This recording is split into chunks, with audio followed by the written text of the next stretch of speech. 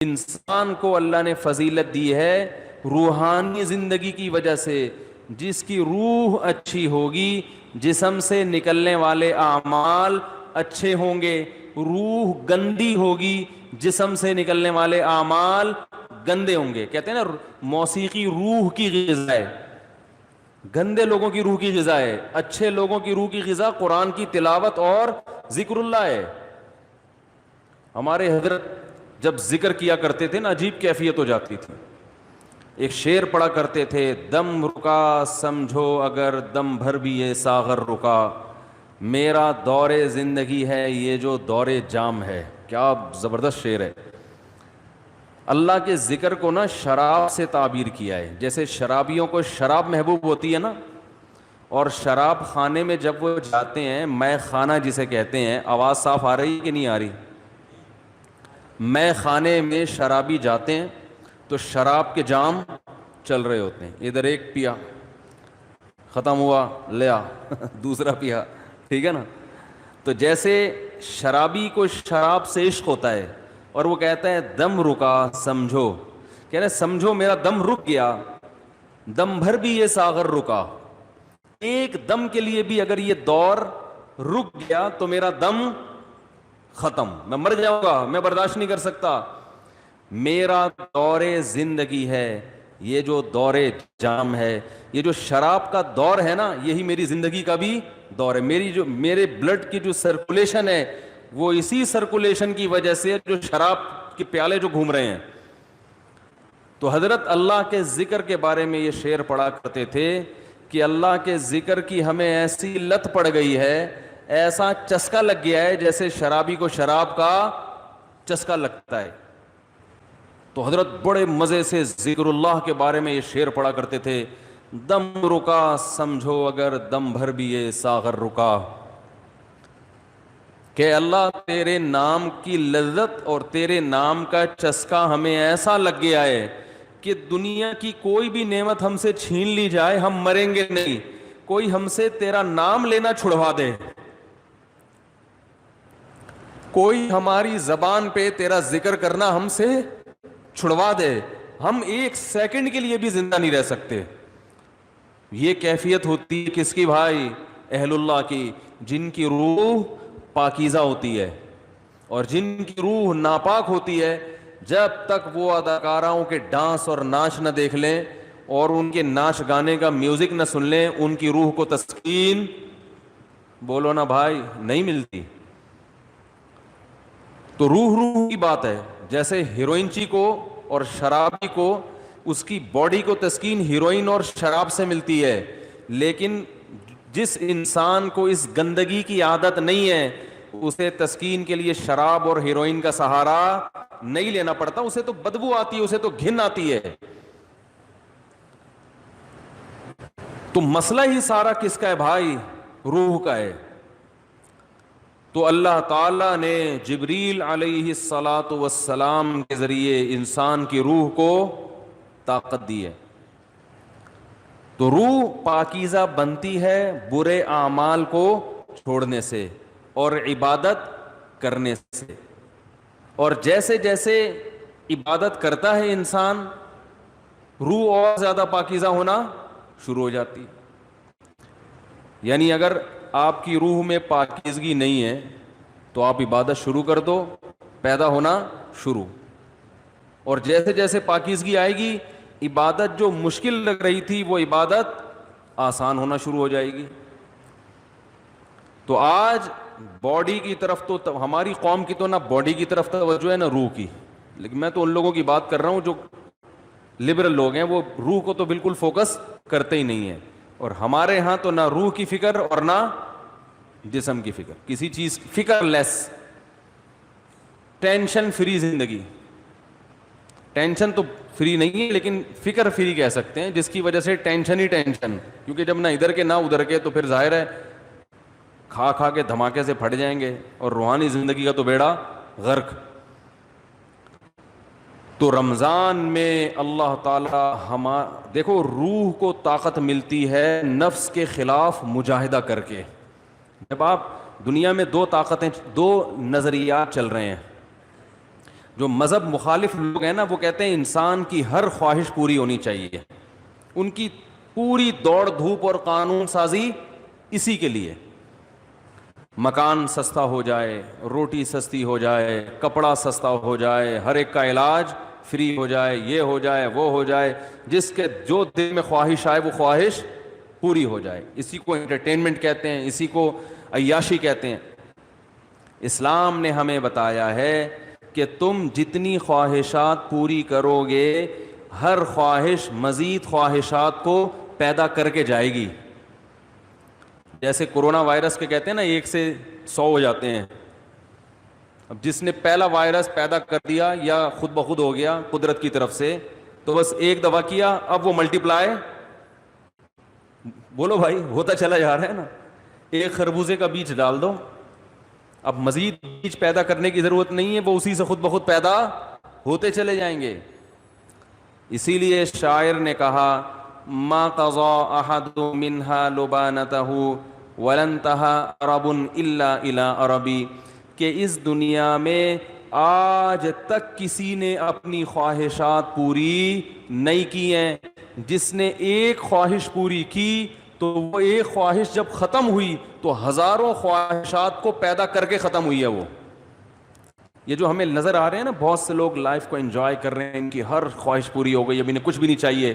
یہ آپ کو لگ رہا ہے کہ کچھ نہیں چاہیے, آپ کبھی ان کے پاس جا کے بیٹھیں گے تو پتہ چلے گا کہ جتنا ان کو چاہیے اتنا ہمیں نہیں چاہیے. تو اسلام نے ہمیں کچھ ایسی کام بھی بتائے ہیں جس میں ہمیں اپنے نفس کے اگینسٹ چلنا پڑتا ہے. دل نہیں چاہتا مگر اس کی مخالفت کرنی پڑتی ہے. دل کی خواہشات کو جتنا کچلیں گے روح کو طاقت اتنی زیادہ ملے گی, اور روح کو تسکین ملتی ہے اس سے. تو اسلام نے ہمیں اپنے جسم کی خواہشات کو کچلنے کے لیے روزہ دیا. روزہ رکھو, صبح صادق سے لے کے غروب آفتاب. کیسا پھیکا پھیکا ہو جاتا ہے نا انسان روزے میں, مجھے تو آپ ابھی بھی پھیکے پھیکے سے ہی لگ رہے ہیں.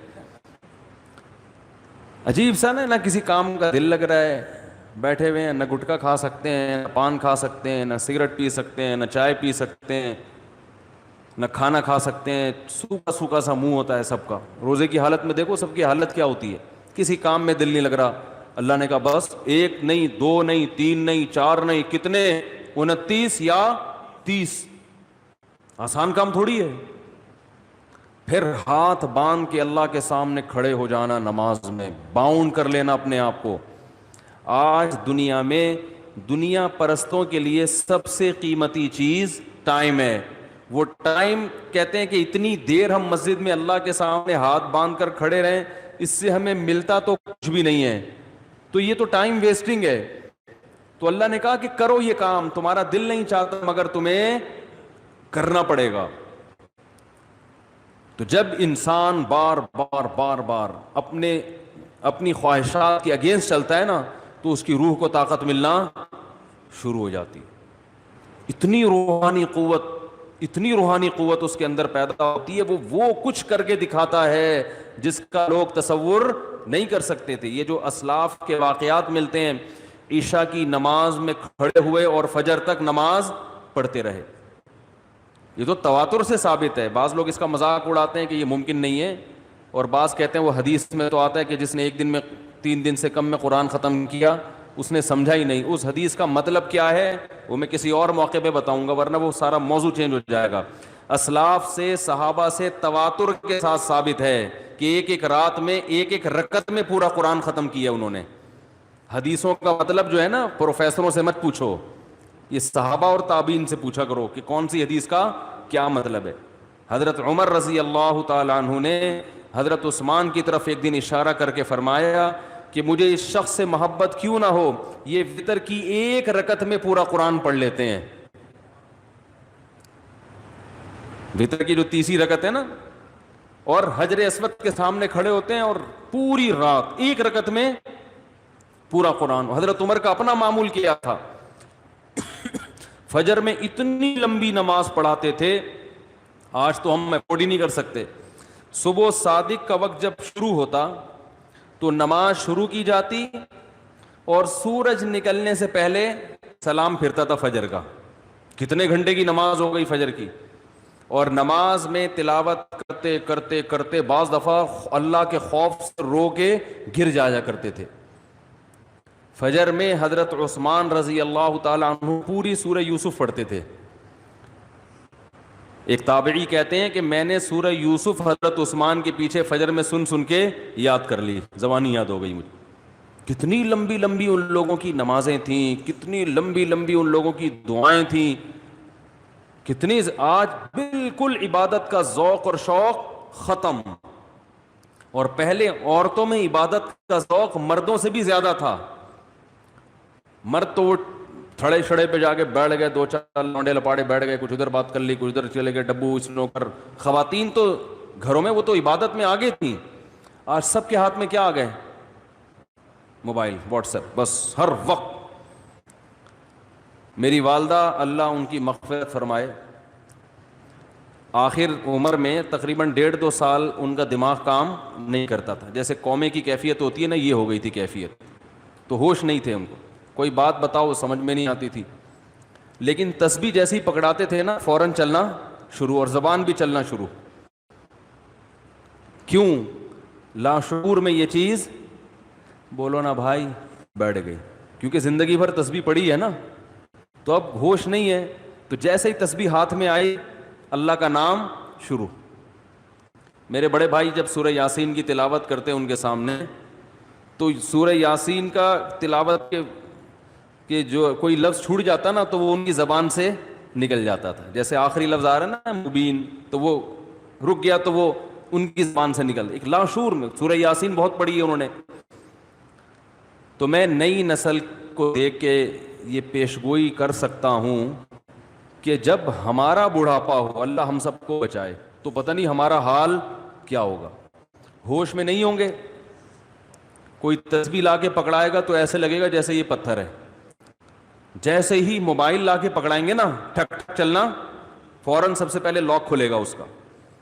حقیقت بتا رہا ہوں میں, کیونکہ لاشعور میں یہ چیز بیٹھ گئی ہے. موبائل ہے, فیس بک, واٹس ایپ, یوٹیوب, ایک دم چلنا شروع, ٹھک ٹھک ٹھک, میسج بازیاں. اور بھائی کیا کر رہی ہو, دوپٹہ کہاں سے خریدا, خواتین کی نا. چاہے قومے میں ہو یا کچھ بھی ہو, اللہ بچائے سب کو قومے میں جانے سے. جو کام زندگی بھر کیا ہوتا ہے, جب انسان ہوش میں نہیں ہوتا تو وہی کام اس کے سامنے آنا شروع ہو جاتا ہے. علماء نے بیان کیا ہے کہ کئی دنیا میں حافظ ایسے ہیں کہ مرتے ہوئے ان سے کہا جا رہا تھا کہ کلمہ پڑھو تو گانا گانا شروع کر دیا انہوں نے. حافظ قرآن تھے مگر قرآن کی تلاوت نہیں کرتے, گانوں اور فلموں کو فوکس کیا ہوا تھا. موت کے وقت کلمہ نہیں نکل رہا زبان سے, گانے گا رہے ہیں. انہیں بتایا جا رہا ہے کہ پڑھو کلمہ, نہیں, گانا گا رہے ہیں. تو اللہ کے عذاب سے بچنا چاہیے بھائی. کچھ عادی بنائیں. ہم یہ نہیں کہہ رہے کہ ہمارے اسلاف جیسے پوری پوری رات عبادتیں کیا کرتے تھے ایسے ہی کریں. کچھ تو عادی بنائیں اپنے آپ کو اللہ کے سامنے رونے دھونے کا, کچھ تو اللہ کا نام لینے کا اپنے زبان کو